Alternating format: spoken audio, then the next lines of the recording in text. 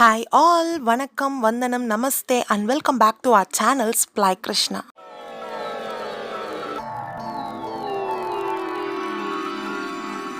வீடியோக்குள்ள போறதுக்கு முன்னாடி நம்ம சேனலை நீங்க ஃபர்ஸ்ட் டைம் பார்க்குறீங்கன்னா அப்போ மறக்காம சப்ஸ்கிரைப் பண்ணிக்கோங்க.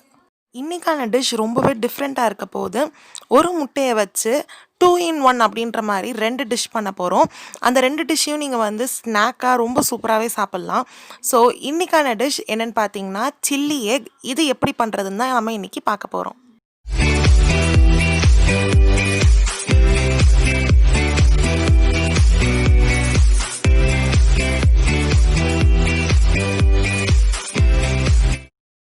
இப்போ நம்ம தேவையான அளவு முட்டை எடுத்து அதை இதை மாதிரி உடச்சி கொஞ்சமாக உப்பும் போட்டு நல்லா பீட் பண்ணி வச்சுக்கலாம். நான் இங்கே ஒரு 5 முட்டை அளவுக்கு போடுறேன்.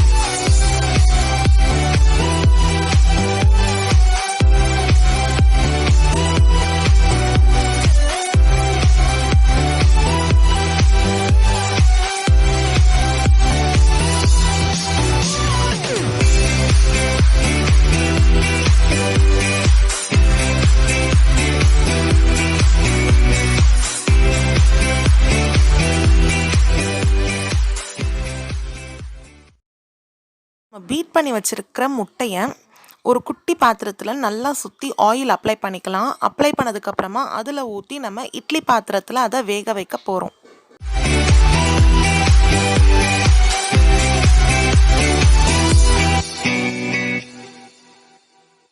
முட்டை பார்த்திங்கன்னா ஒரு 10 நிமிஷத்துலேயே நல்லா வெந்துடும். மீன்வைல் நம்ம முட்டையை டிப் பண்ணி ஃப்ரை பண்ணுறதுக்கு என்னென்ன பொருட்கள் தேவைன்றதை பார்க்கலாம்.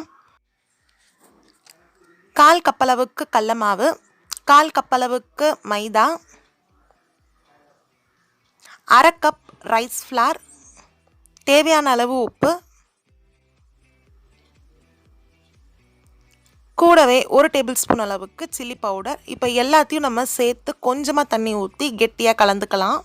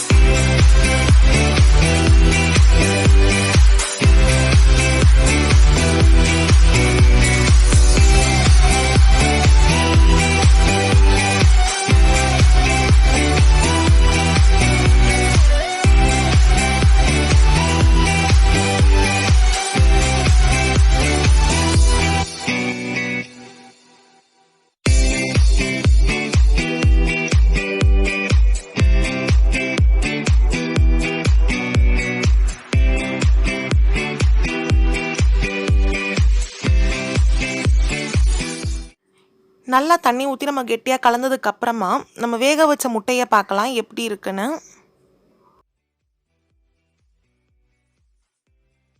முட்டை நல்லா ஸ்பாஞ்ச் மாதிரி நம்மளுக்கு வந்திருக்கு. இதை நம்ம இன்னொரு பிளேட்க்கு ட்ரான்ஸ்ஃபார்ம் பண்ணி குட்டி குட்டி பீசஸாக நம்ம கட் பண்ணிக்கலாம்.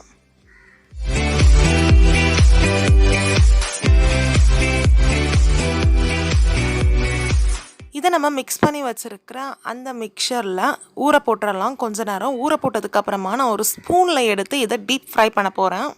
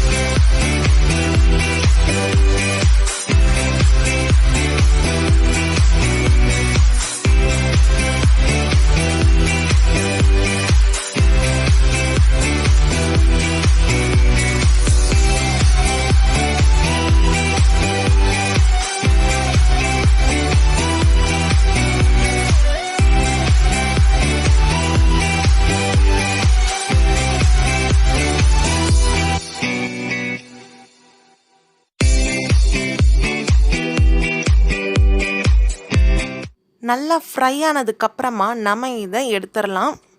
நல்லா எண்ணெயை வடிகட்டி எடுத்து வச்சுக்கோங்க.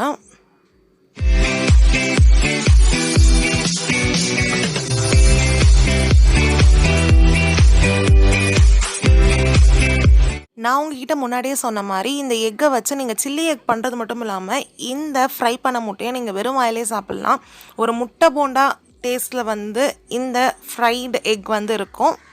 ஸோ இதையும் நீங்கள் ஈவினிங் ஸ்நாக்காக யூஸ் பண்ணிக்கலாம், அந்த ப்ராசஸ் உங்களுக்கு வேணாம்னா. ஸோ இதை வச்சு நம்ம கூடவே சில்லி எக் எப்படி பண்ணுறதுன்றதை நம்ம பார்க்க போகிறோம்.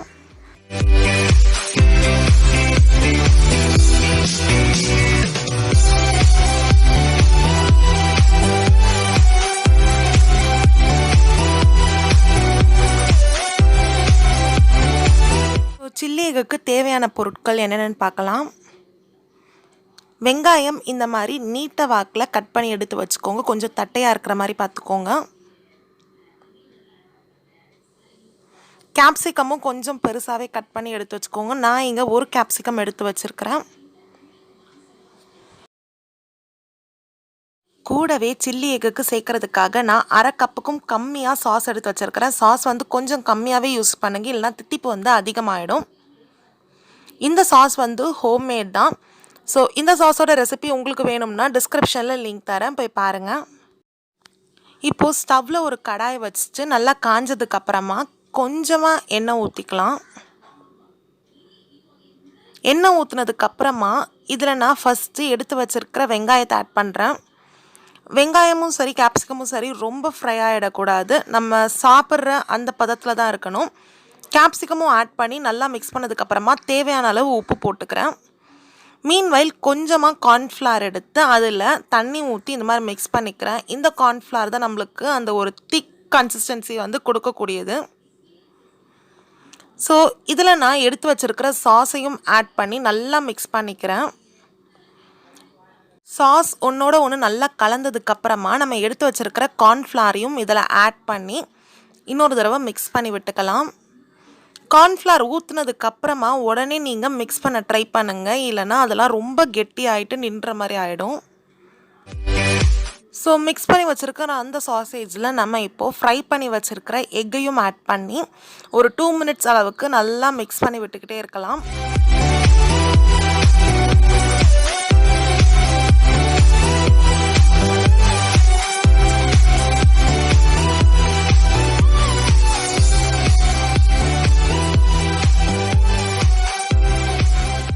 ஸோ இந்த பதத்துக்கு வந்ததுக்கப்புறமா நம்ம ஸ்டவ் ஆஃப் பண்ணிட்டு சர்வ் பண்ண ஆரம்பிச்சிடலாம்.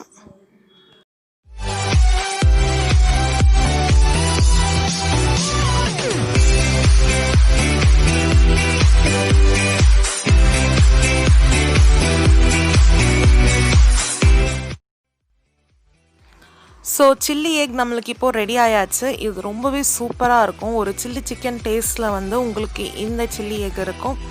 ஸோ நான் முன்னாடியே சொன்ன மாதிரி நீங்கள் இதை ஃப்ரைட் எக்காகவும் சாப்பிடலாம், இல்லை இந்த ப்ராசஸ் உங்களுக்கு பிடிச்சிருந்துச்சுன்னா இந்த மாதிரியும் நீங்கள் செஞ்சு சாப்பிட்லாம். ஒரு சூப்பர் ஈவினிங் ஸ்நாக்காக இருக்கும். இது வந்து ஒரு semi gravy chilli egg. So மறக்காமல் இந்த ரெசிபியை நீங்கள் வீட்டில் ட்ரை பண்ணி பார்த்துட்டு எப்படி இருந்துச்சுன்றது என்னோட கமெண்ட் பாக்ஸில் ஷேர் பண்ணிக்கோங்க. வீடியோ பிடிச்சிருந்துச்சுன்னா லைக் பண்ணுங்கள், உங்கள் ஃப்ரெண்ட்ஸோட ஷேர் பண்ணிக்கோங்க. அப்படி சப்ஸ்கிரைப் பண்ணிக்கோங்க, பக்கத்தில் இருக்க பெல் ஐக்கனை கிளிக் பண்ணிக்கோங்க.